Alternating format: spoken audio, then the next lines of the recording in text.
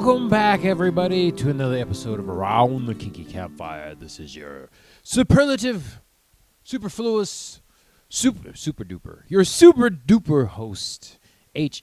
Julius Marquise, a.k.a. just Julius or Jules, however you feel it, fancy. We have another episode for you today where I'll be talking about another topic. What that topic is, I will get into it after everybody's favorite 5 seconds, the ASMR 5 seconds where I drink something fancy. Of course, it's not sponsored, and usually I know the name of it, but this time I actually do. The Swauza, got some more Swauza tequila in my fancy cup. It's going to be fantastic. It is actually a pretty good tequila. Tastes real smooth just by itself, but I got it mixed in with a little energy drink because it's late night, and it's a school night. It's been a long week, long month, long year. Good Lord. We're in almost a month and a half into the year, folks. It's coming by quick. Actually, by the time you hear this, we will be at a month and a half. We'll be over a little month and a half into the year. Once again, it flies by. Say goodbye to January. Hello, March, pretty much. Goodbye. I mean, we're still in February, so technically we're still in February. But let's get to this ASMR 5 seconds so I can get into this topic for you. Here we go. 3, 2, 1.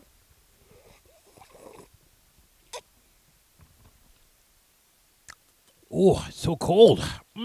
Tequila, it's delicious. If you want you a refreshing drink, get you some Swauza Hacienda Tequila. Okay? Tequila. It's delicious, and it gives you a little boost of energy. Because if you didn't know, tequila has caffeine in it. That's why it gets you frisky. Oh, y'all didn't know that now, did you? You learned something here at the Round the Kinky Campfire. And speaking of learning something, let's get into today's topic, which is basically communication. Achieving your conversation goals, one conversation at a time.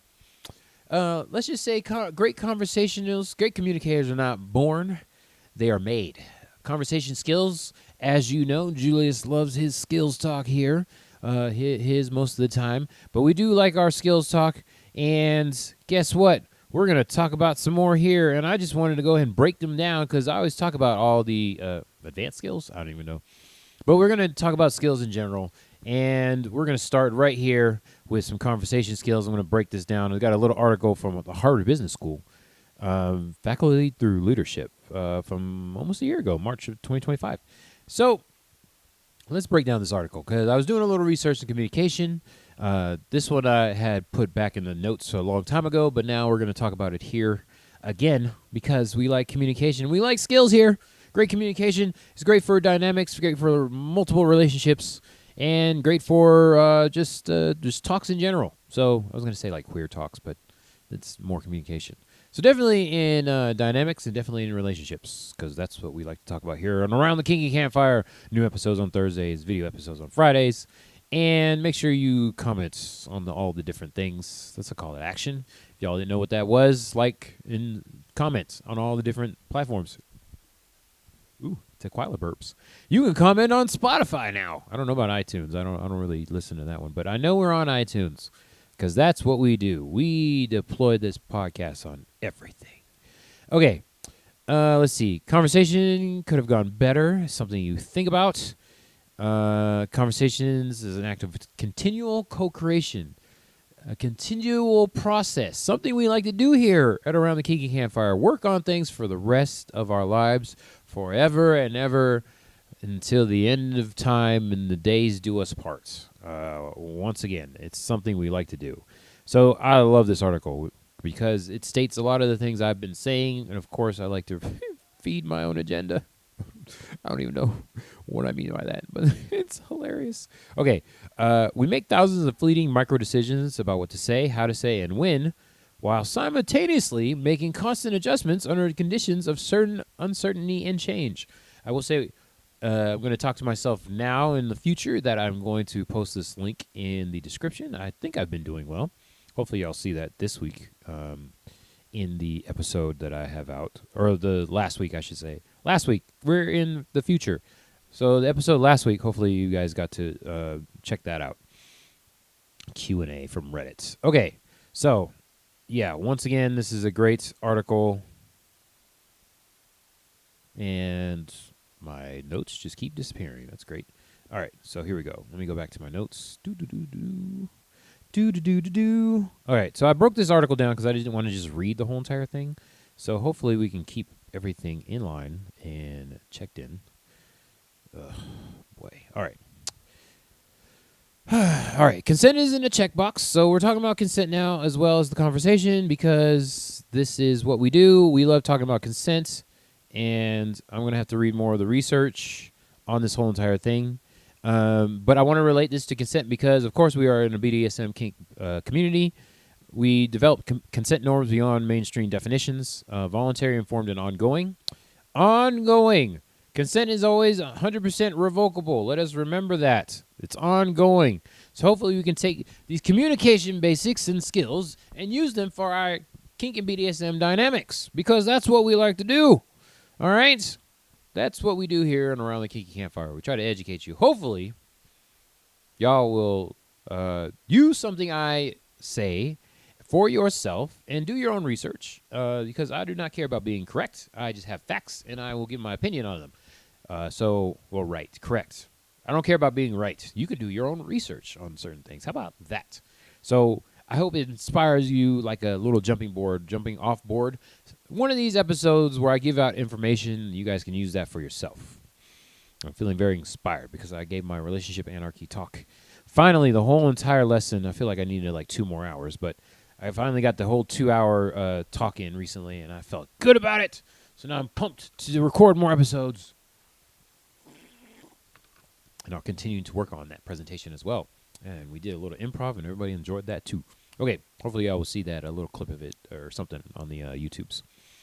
All right, so especially in kink dynamics, we have power exchange negotiations, and community cultures shape these norms. So now we don't use power exchange, we use authority exchange. So another evolving topic, all right? We like to evolve things here. Researchers found that our spaces' consent is less sign here and more we're in dynamic, we're evolving, and we keep talking. Yep, that's a whole entire thing. Okay, so we have authority because we don't use power anymore. Somebody is in control. There's a left side of the slash and there's a right side of the slash. There's bottom energy and top energy. So somebody's in control, especially during a scene, and sometimes those, some people have like 24/7 dynamics. So we're hitting the whole entire spectrum here. All right? And communication is fundamental in all of that. So I hope you guys understand this. And let me go back to the article. Keep conversations moving. All right. Conversation requires significant mind reading and guessing to cut down on the guesswork. Hope y'all know how Julius feels about those assumptions. God dang it. Let's get him out of there. Let's see. Brooks, the lady of the article, suggests giving a little pre-conversation thought to your goals and your partner's probable goals. With the help of a conversational compass, ask yourself if what you want is high informational or low informational. In other words, are you just filling time or are you looking to learn certain things from your partner? High relational or low relational? Are you looking to create collective value through the conversation or are your needs more self-focused?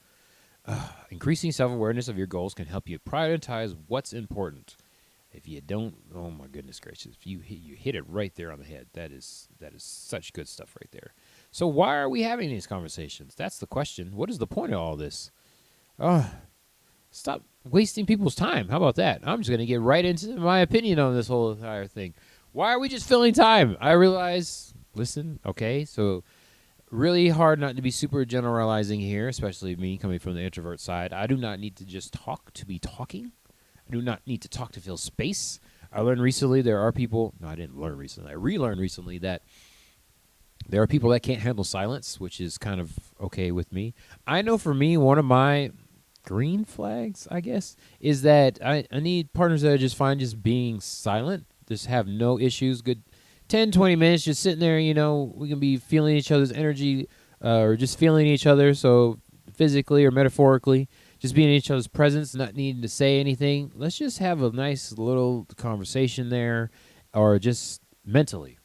Mental conversation? Non-communicative conversation where we're just feeling each other out. How about that? Can we do that? Is that totally fine? And just be in each other's presence?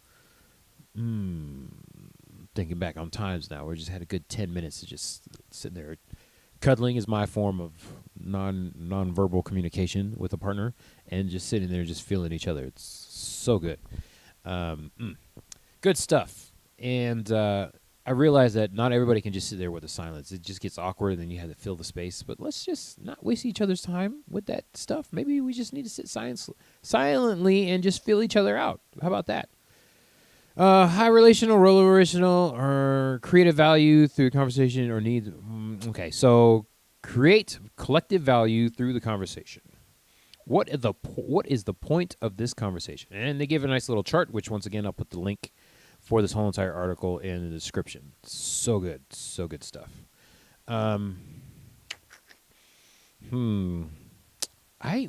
Why?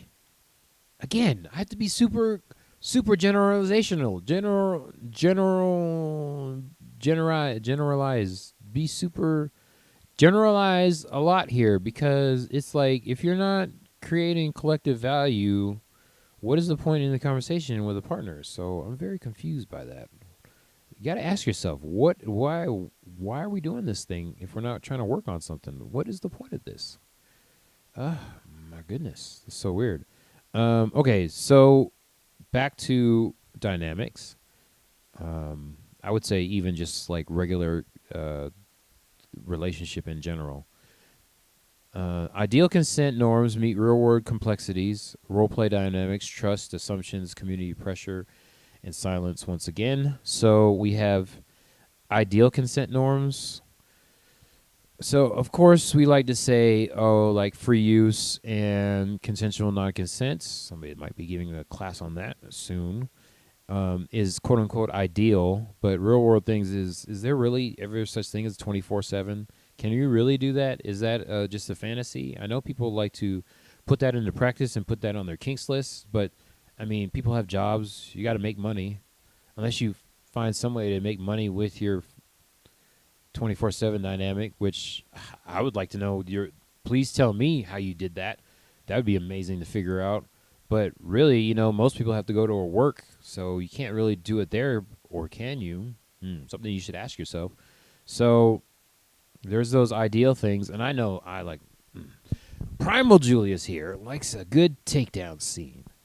But if you on the video and you see me, and I've said this before, I present a certain way, and I like to present a certain way with partners that are smaller and of a different skin complexion than mine, and that wouldn't be good if I was pursuing them in public, because there's stereotypes out there. And it's like, yeah, I want to do that. And it's fun for both of us because we both consent about that. But does everybody else consent to that? Yummy. Tequila. Swowza. So, yeah, those are things to take into consideration when you're doing kink stuff, especially in the normal public face. I know, I think we've talked about this before, but there's people that do like puppy play and like collar and leash play sometimes out in the public, and it's like, did the public consent to this kind of thing? I don't know if any of you campsters have heard about this, but it's been in the news before in the past and probably will be again, kink in public. Yeah, are we with consenting individuals? I have mixed feelings about that because, of course, if there's anybody underage there, I would probably not do any of that, so kind of hurts the fun parts of a relationship when you can't just be free with yourself because you got to consider outside sources, but again, that's why we're here on the Round of Kinky Campfires. My voice breaks. We're out here to make the taboo more normal, so that's what we're trying to do. We're going to keep working on it. Oh, boy. All right. And then, okay, moving on. Being in new munches, new play spaces where people assume a yes because you keep showing up, etc. So I know me, when I've gone into the new places sometimes, I even get inappropriately touched, non-consensually touched in places that even my partners aren't allowed to touch.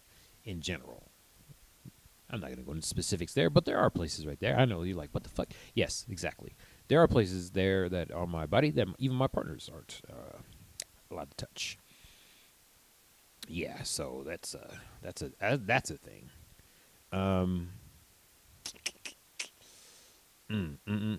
Yeah, that's a thing.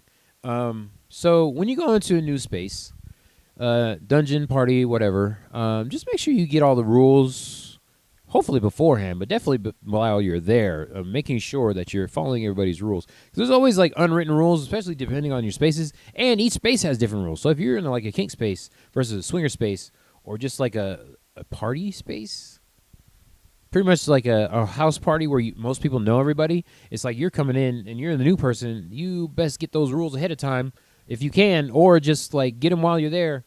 I myself, as just a normal thing, I just relax while I'm there. It kind of seems standoffish if I'm going to a new place, but like the first 4, 5, 6 times, I'm just chilling. I'm chilling by myself, kind of, sort of, for the most part, and I'll talk to people, but that's pretty much it. I don't really participate as much as most people would in a space where adult things are happening, but I will lay back and get the lay of the land. Let's just say that. Lay of the land, know the hosts, people in charge, the leadership, longtime veterans, and those kind of things before I start playing. All these things go into communication. Almost seems like I'm jumping around, but really I'm not, because this is all unspoken stuff that happens as well when you go into spaces. And I'll just say that in most of the taboos, alternative spaces, that this kind of stuff happens. Now, this article is by a Harvard person, but you know what? I would use this for our kind of spaces as well. So let me go back to this article. So we have 4 maxims. Interesting. When it comes to communication, topics, asking, levity, and kindness. So we have topics. Lifeblood of the conversation, visualize the universe of possible topics as a pyramid. The base of the pyramid is formed by small talk. Ew! With the top being more serious, deep conversations. Ooh. Toward the top of the pyramid, think, ooh, okay. I like this. Okay. I hate small talk. Ugh. It's like the food pyramid. Yeesh. But anyways, a lot of small talk, and then you get more precise as you go up to the point. Next maxim is asking. One chief conversational misstep is not asking enough questions.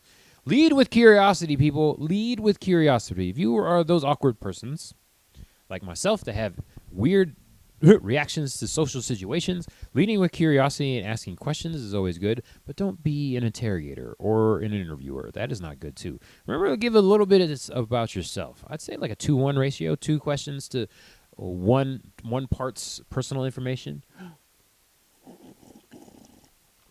To Quila. So just remember that. Don't forget to ask questions and be curious. If you give off a curious persona, it's a whole lot easier to make friends, new friends in general. Examples of asking introductory questions in here as well. You guys can check that out for yourself. Next maxim is levity. When conversations die, it's often because they're boring. Levity is the best way to keep people engaged in the conversation. Oh, there's so much to this. If you know a Vanessa Von Edwards, she is a researcher that has a lot of information on how to make your conversation and your social skills go up. Good Lord, check her out. She has interesting ways of answering questions that make it less boring for the person you're talking to. Give those a try. You know what? You don't have to agree with all of them, but give them a try. See if they work out for you. I'm running out of time. Oh, there's so much to talk about there. Okay. And lastly, we have kindness. To be a kind conversationalist, you need to be thinking about what your partner needs, whether it is encouragement, tough feedback, new ideas, a quick laugh. Oh, so many different things. Ooh, unfortunately, our own egocentrism can get in the way, even when we try to prioritize and pursue others' conversational needs.